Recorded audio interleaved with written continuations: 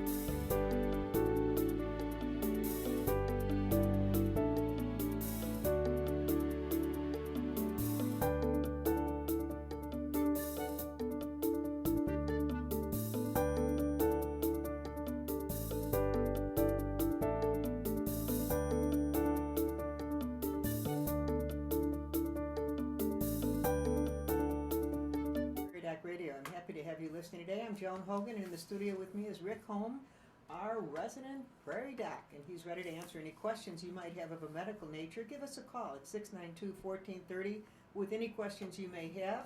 Since we don't have a question yet, I did want to mention that tomorrow night on your television program, you're going to have a rerun of one of your really fine shows on head and neck cancer. When you first told me about that, I thought, head and neck cancer? It's surprising, but It's a big thing. it is. There are a lot of cancers that pop up. There's skin cancers of the head and neck. But there are cancers of the parotid gland, that make saliva. And, of course, they get big when you get mumps. And it's this whole area in front of the ear and below the ear and at the angle of the jaw, the back of the jaw. And that whole area is a salivary gland that can, there's cancers that can pop up in that gland. There's also cancers that can pop up from the tongue, from the back of the throat, particularly in smokers or chewers. Cancer of the tongue, cancer of the mouth, and pharynx. And then there's also cancer of the voice box. People will get cancer in the vocal cords, and those are areas that you can see. So pushing a scope down the back of your throat and looking in your voice box is something you can do in the office, Been able to discover it there. and you can catch cancers. And then there will be people who will present with lymph nodes in their neck, and it'll be a head and neck cancer from somewhere, and you just don't know where it started. But the guest that we had a ears and nose cancer specialist, Dr. John Lee, who is apparently now leaving and going to be the CEO of a big corporation in California that's doing some healthcare issues. I'm not sure which. But he has been on the cutting edge of treating head and neck cancers with poliovirus and with other viruses.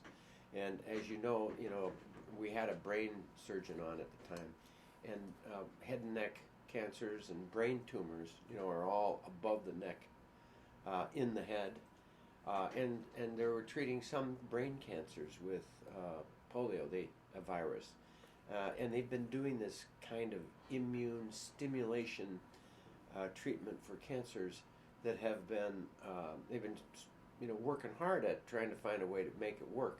But recently it's been happening. I mean, they're coming to answers in that regard. So it's just fabulous to be able to, and if you've had cancer that's spread, this immune type of treatment will work sometimes. And if you've got brain cancer, which you can't cut out because it's in the brain and you cut it out, and of course the tumor's gone, but you have no functioning brain anymore. You've lost the patient. You won the battle, but you lost the war. You know what I mean? So, but using immunotherapy, you can take away the tumor, and the brain is still there. Or at least it's residual. Isn't immunotherapy one of the newest things that is being done for cancer? They found that somehow our immune system goes down when you have cancer. Is that it? And so you need to fight it? I don't quite understand it all. Well, for the tumor malignancies are your own tissue that have gone awry. And they're trying to figure out why they went awry. You already have those tissues. Every cell that turns into cancer came from your cell. You already had it. You had that cell in your body. So it knows some things about you, and sometimes it knows how to resist your own immune system. But if you can trigger an immune response by changing the cancer cell a little, and then your immune system goes, oh, this is a foreign body. This is something that we will attack, and then go after it. You think about it. There's cancers the theory is that there's cancers that pop up all the time, and that your body just kills that one and kills that one and kills that one and kills that one, and then somewhere along the line a cancer will pop up, and it knows how to trick our immune system. So we have to be smart enough to trick the cancer enough to make our immune system be able to recognize it. There isn't a scientific research that I know of that supports this, but there's some belief that possibly when you lose a loved one very close to you, within 6 months you may have cancer. Is that I've heard something out of no, wives' tales? No, or no, is there no. Something to There is a lot about emotional loss that brings on death from several different reasons. So your immune system goes down probably when you're depressed or something. Well, yeah. And what kind of appetite do you have? How much nutrition are you getting? How much exercise are you getting? Sitting in a dark room, moaning and not being happy. And your whole attitude, your vibrant desire to be alive, is extremely important in that the whole picture of what keeps us alive. So yes, that's really true. I'll tell you another story. You have a thing called the name is blocking, but it doesn't matter. It's a weird name. It's the Japanese fishing pot. The word for the Japanese fishing pot. You got me on that. But at any rate, what is shape of the heart? When a person loses somebody dear and near to them, the heart will sometimes dilate, become extremely weak, and the apex of the heart, the point of the heart, generally the heart squeezes. It's sort of like a triangle that closes and pushes it out the top. But the apex, the point that normally is the fulcrum for the squeeze of the heart, dilates, and you end up with a Japanese fishing pot. Now, a Japanese fishing pot is a round pot that has a narrow opening, and what they'll do is they'll put some kind of bait within the fishing pot, and a octopus will go into the pot because it's small and it can slither and can squeeze into small spots. It'll eat the bait, and then it can't get out because it expanded because it's full.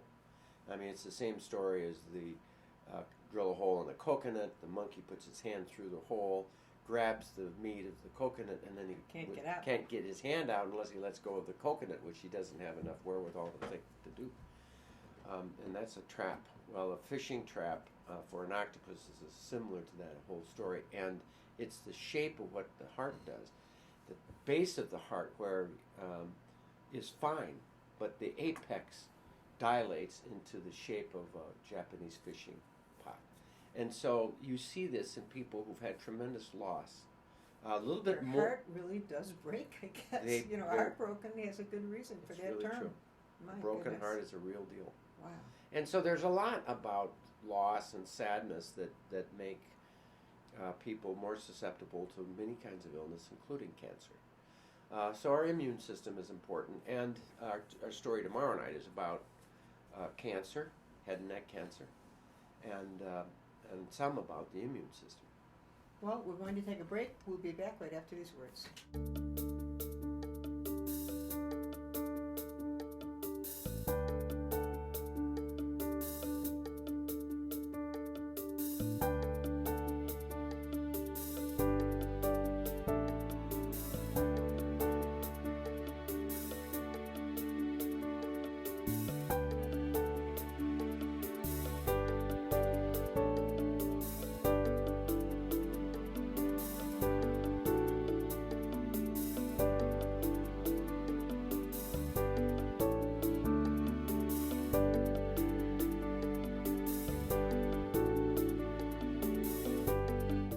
Prairie Doc Radio. Dr. Holm is here ready to answer any questions you might have of a medical nature, and we have been talking about the very sad story of cancer, and I thought during the break, why don't we talk about something positive?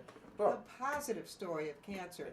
When I was 20, if you said cancer, you just wept. You knew that person wasn't going to live. Yeah. Now that I'm not 20 any longer, You're not. cancer is not the end all, is it? It's No, still a it is horrible not. diagnosis, but tell us the positive sides. Well, they're now coming up with absolute better cures, sometimes pure cure, completely cured. Not always cured. Sometimes you have cancer and then you just pluck away as it pops up. And I'm seeing more and more of that. People, back when my dad had a metastatic spread to the liver at the Mayo Clinic, they resected the single lesion that had spread to the liver. And they found that in many cases, if it spread one spot, if you attack that one spot, it'll control it. Now, for many years before that, the thought is if it's spreading to a lymph node or around, it's everywhere. So you're not going to get it by going after a metastatic lesion. And that's the case still in many situations. But oftentimes, now they're going after little tiny spots and being successful in preventing the spread of cancer. There's a lot of advancing. There are new drugs that are unbelievably powerful and effective in certain blood-borne cancers. Of course, blood-borne cancer means it's everywhere. It's everywhere. If it's being, going spread through by the blood, it's throughout your whole system. So I think that's an important thing. You were talking about sadness making you susceptible to cancer, but the opposite is also true. That a happy heart, laughter is the best cure. There's a lot of data that say that people who have a happy heart and a positive attitude, and the glass is full, half full, and have tremendous better chances of living long periods of time. And it's heart disease, it's vascular disease, it's cancer, it's many things. So it's good to remain positive in your life. Yes, it is. Even faced with terrible adversity, you can find something good to come out of it, right? Yes, you can. Okay. And even the diagnosis of cancer is not any longer a death sentence. It just isn't. For many, many people, they are survivors. Yes. Which is exactly right. Good. Well, we haven't had any calls come in yet. They must all be listening to whatever you have to say about cancer, right? Yeah. Well, the one thing that I'm sure is on people's mind, though, is Zika virus and the mosquitoes. I've got a few mosquito bites. I just read today that when they find someone with that virus, with a mosquito bite from that virus, they can do a circle around that person's home or where they've been, and that mosquito probably lives within a 3-block radius of. Had you heard that? No. Well, I can understand weird. that it's true. Because mosquitoes don't travel that far, so they'll try to rule out any mosquito breeding in that area, which I found interesting. They ring it. Ring the area. If you talk to epidemiologists, they'll talk to you about how they destroyed polio and eliminated polio in the world. So when they'd have a village that it would pop up in a village, they would go in there and they would surround the village with vaccination. So everybody who hadn't had a vaccination would get a vaccination. Anybody traveling into the village would get a vaccination. No one would be allowed to exit the village that could be carrying it. And they would ring it with a vaccination and it just isolates it out and it just dies right there. And that's how they And eventually they do that. eliminated polio. That's how they control epidemics. You isolate it and you don't let it spread. And then the worst thing you can have is somebody panicking and then traveling. Because then they're spreading it. All right. Right. It's sort of like the ash beetle. If you don't carry the beetle into South Dakota from Omaha, Nebraska with firewood, it's probably not going to spread very quickly. If you can stop the spread of the beetle, it would be a good thing. I'm afraid, though, that's not going to work. Well, we've had that problem with Dutch elm disease, and really this community's done a good job fighting that. Right, you try to isolate it. If there's a sick tree, then you clear around it if you can, or at least try to do what you can to prevent its spread. And that's epidemiological 101, you know what I mean? Sounds good. Well, next week we're going to have our guest, Paul Johnson, and he's an epidemiologist. No, he is what is he? Epidemiologist means the epidemic, study of epidemics. He is a bug specialist. Entomologist, that's it. I couldn't think of the word. Entomologist. Boy, I'm good with this English language. Epidemic specialist, but an entomologist. Entomologist specialist. Right, and he discovers the connections of, he'll talk about it next week. He loves bugs. He does? He thinks bugs are really great. So has anybody been watching the TV show Brain Dead? No. Oh my God. Brain Dead. Huh? It is, it's a TV show that's the summer, summer development. And it's in Washington, D.C., and it's all full of politics and so on. But there's been an invasion from somewhere. A meteorite of a weird ant that crawls in your ear and then eats your brain and destroys you and controls you. That is probably a good reason I haven't watched it now. It's the creepiest thing I think I've ever seen. It just scares the liver. I can't stop watching it though. It's very, very interesting. I haven't gone to a horror movie since Abbott and Costello met Frankenstein. I was 4 years old when I saw that. I was so scared I will not go to horror movies. I just won't go to them. So I'm sure I'm not going to be watching Brain Dead. I live on my shirt sleeve or something because it just drives me crazy. Those kinds of horror movies, I just go A lot of people love them. I know. I can't understand it. I don't understand it. It just drives me crazy. I can't take you can't stop that type watching of thing. No, I don't. It scares me. But you must enjoy being scared. Well, obviously there's a psychology there about why people like to go to horror movies. They like it because it's not real and they're not killed by it, And I don't know, Bob, do you have a philosophy on why people like horror movies? You bring along a date, and then anytime a scary scene comes, she jumps in a little bit. Jumps into your arms. That's right. The only reason for you to go to a horror movie is to get an extra cuddle. Or Beth would say, I don't have to go because I'm married and living one. So. Well, it's one thing I just don't go to. My kids laugh because I love movies. I've been to every movie. If there's a horror movie, they know. Mom's not going. So we have this earwig invasion right now. You may have seen them scurrying around the back door. Do you remember the old, it was like Twilight Zone, where, see, the old wives' tale is earwigs crawl in your ear at night. and Right. they tunnel through your brain. Right. Oh. So this is kind of the hospital bed. He's been delirious, and the doctor comes up and goes, "I can't believe it. This is the first evidence ever of a human being that's been infected with an earwig that's actually survived. This earwig female has eaten its way all the way through your brain, and you're still alive. That's never happened before. That's really something." But the bad news is it laid eggs in your brain, and they're Yeah. going to hatch soon. So it's like, the end. You know? That was the TV show. Yeah. Yeah. Oh, yeah. Terrible. Just terrible. So I lived in It's mortal fear after seeing that, where I would stick cotton in my ears and go to bed Oh, at night because I was so Oh, afraid. so I afraid. share your fear, Oh. Mike Yeah, Jones. yeah. So. I watched what was it, the werewolf, the original werewolf story with Lon Chaney. With Lon Chaney. When I was a little boy at my grandmother's house in Springfield, Missouri, and my sister was in the living room watching it and screaming and enjoying and screaming bloody murder, and I had to run out of the room because You were scared. the guy was changing into a monster, and I was afraid that would happen to me. Well, it scared me so bad I couldn't sleep and of course one of the things is there was a plant that had something to do with it. There was a plant somewhere. Well, of course I went to bed in my grandma's spare bedroom place, and there's all these African violets Of all over the course. place. I mean, oh my gosh, it's Oh. drawing. I'm going to change. You knew you would die.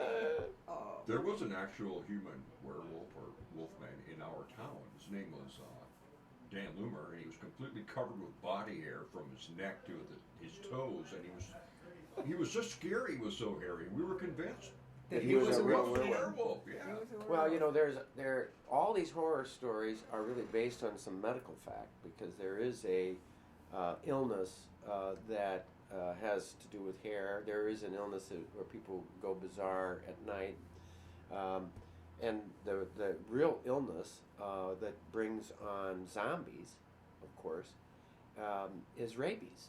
The story of zombies comes from rabies, because you are bitten. You're going to get it. It's going to kill you, no question about it.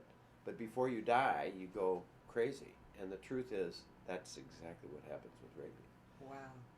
So almost zombies. all of these horror stories really come out of some medical condition that may be accurate. Yeah. Wow. We're going to take our final break. We'll be back right after these words.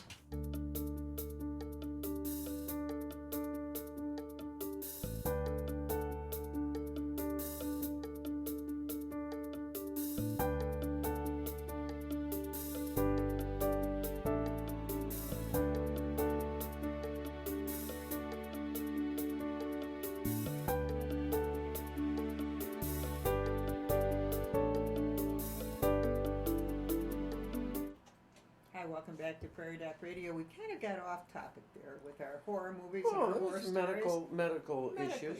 Yeah, There's truly. you can take medical issues almost anywhere, but I think horror movies do fit the medical topic because it has to do with our psyche, and there's mental conditions and states that are related to it. Now, I don't know where I want to go with that, but there are, and also there's medical illnesses that have brought us to horror movies. You ever notice, though, in any horror movie, there's usually always some mad doctor involved, too? Yes, there is. You noticed that, Rick, haven't you? I want you to know I wrote a article for the Pharos, which is an honors literary medical journal, on Frankenstein. And the major thrust of the story is that Frankenstein betrayed the medical ethic of safety and, first of all, do no harm. And so it's important that if you're going to explore methods of treating cancer, for example, that you don't cause problems. We've been Do able... no harm.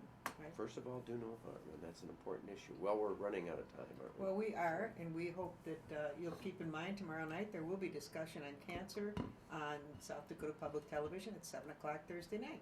For now, we do hope you've enjoyed our Prairie Doc Radio program and will listen again. But for this program brought to you by the Avera Medical Group Brookings. As always, you can hear and see more from Dr. Holm online at prairiedoc.org. Thank you for joining us today. Rick, that's all till next week. Thank you, Joan, and thank you, Bob, and stay healthy out there, Pete.